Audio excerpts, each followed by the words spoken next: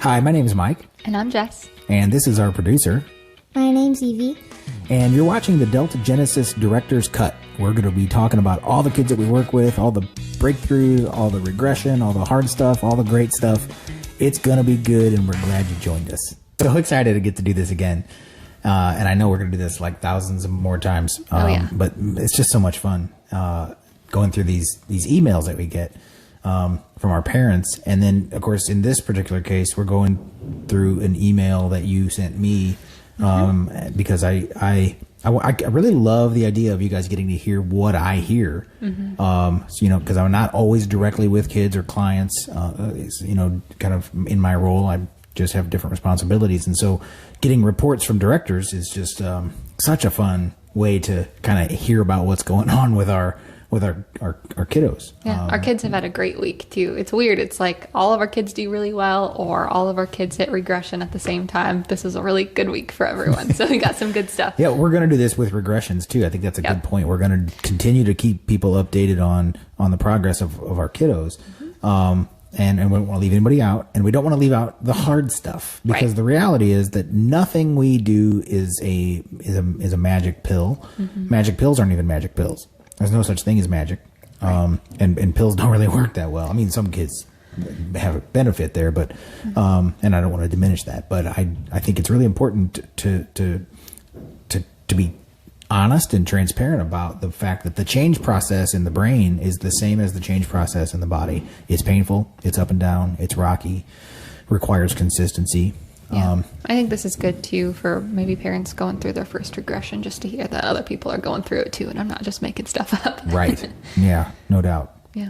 All right. So this is our first report on a kiddo we are going to call C.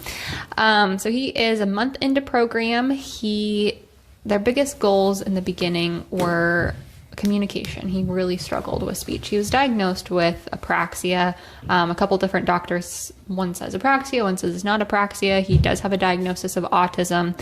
And he just kind of mumbles a lot, and he's very difficult to understand. And he did a lot of repeating. He wasn't diagnosed with echolalia. They don't think it's that, but I would say, hey, C, how you doing today? And he would just kind of mumble, doing. Or if I say doing good, he'll say doing good. And he would repeat what I said as confirmation. If it was no, he was able to say no, but he would just repeat what you said instead of saying yes as kind of confirmation. And he's just very difficult to understand. He'll talk a little bit, but it's so unclear that only mom and dad can really understand what he's saying right now. So we did our 1 month check-in with mom and dad. I kind of told them a little bit about how he's been doing in program, and they tell me a little bit about what they're seeing at home. And we just kind of go through everything that they were struggling with in the beginning, go back through those notes and talk about how each one of those things is changing. All right, so let me look through this email. This is a fun little thing for me too. I get to guess which kid you're talking about. Yeah. You're going to tell me after we're done filming, right? Right. So there have been moments of perfectly clear speech that they have never seen in their lives before starting brain integration training with us, which is awesome. He was playing with his dog the other day, and he just said, "Ready, set, go," to his dog, just clear as day. He pronounced every single letter in the word, like the T was very clear, which is a big deal for him. And he was talking to his neighbor, and the neighbor came over to mom and said, "I have understood more from C in the past 10 minutes than I have my entire life knowing him, because his speech is just so much clearer already." And it comes and goes, like it's not perfect. We've still got a long way to go.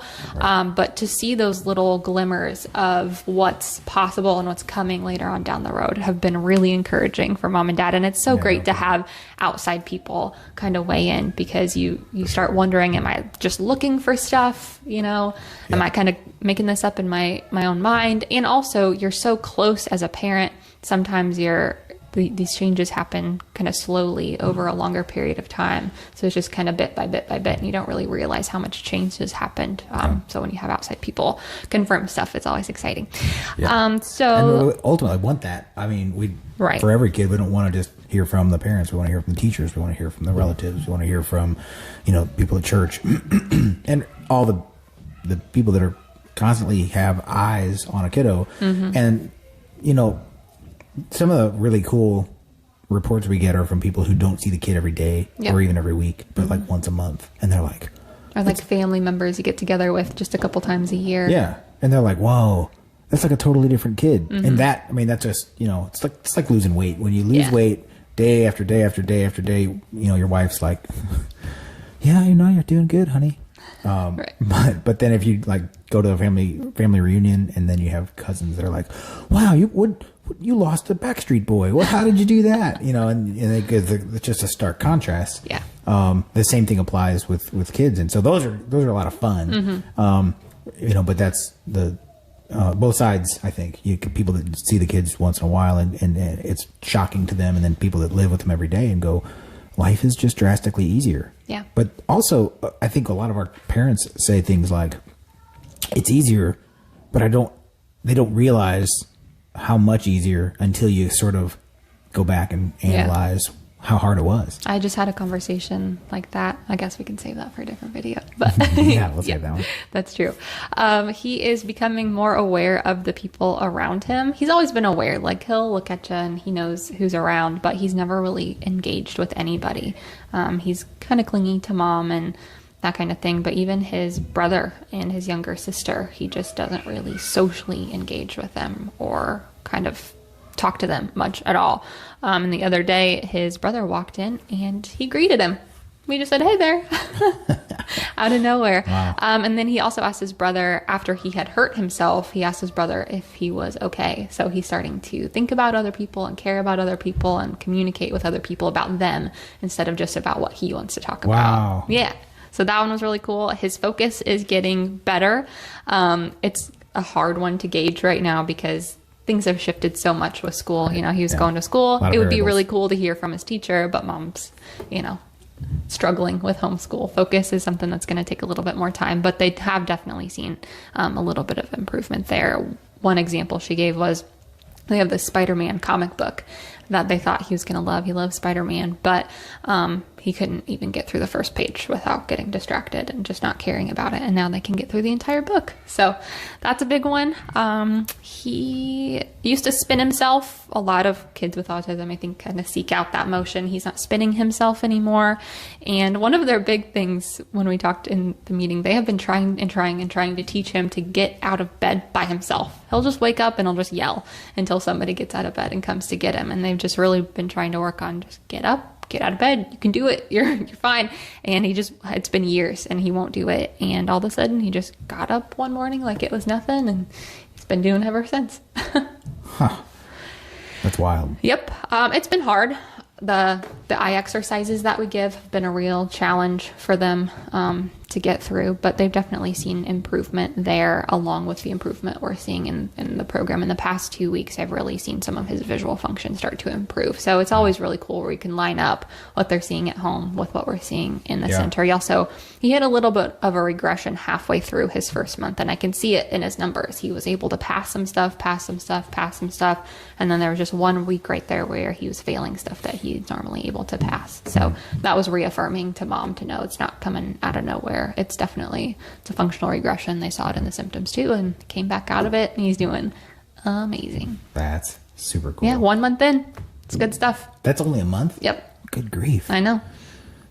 That's just, from my perspective, even that's shocking. Mm-hmm. You know, and I'm sure if you're watching, you're going, how could you get that much change in 1 month? That's unheard of. Right. I mean, I've been doing this a long time, and it is pretty unheard of. And these claims, I have these discussions with relatives or friends about, you know, what we do and how shocking the changes can be.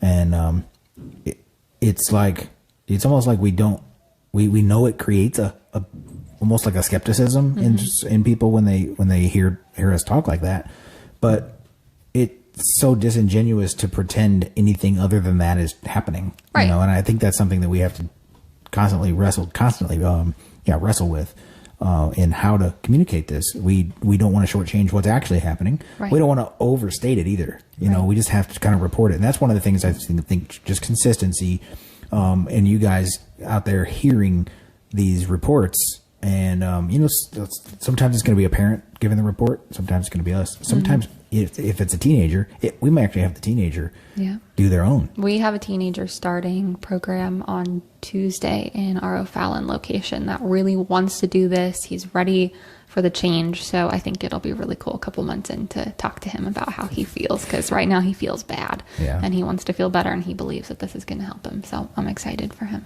Well, we're going to change his life. Yeah. No doubt about it. Yep. All right. We'll talk to you next time. Bye.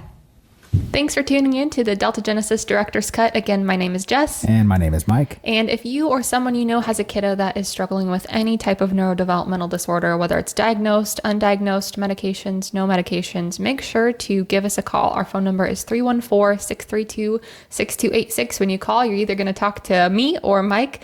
So we look forward to hearing from you. You can also email us at deltagenesis1@gmail.com. And remember, Delta means change.